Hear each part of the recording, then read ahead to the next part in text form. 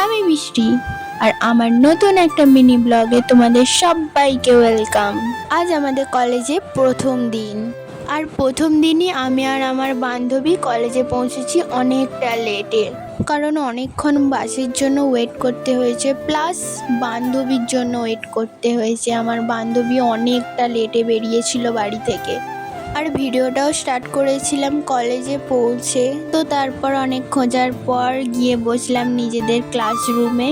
তারপর ক্লাস শেষে বাইরে বেরিয়ে একটু ঘুরছিলাম, আর কলেজের সামনের ভিউটা খুব সুন্দর ছিল। পরে একদিন ভিডিও করে তোমাদের সবটা দেখাবো। আর সেরকম কোনো ক্লিপ নিইনি, কারণ বুঝতেই পারছো প্রথম দিন কলেজে গেছি, একটু লজ্জা লজ্জা লাগছিল।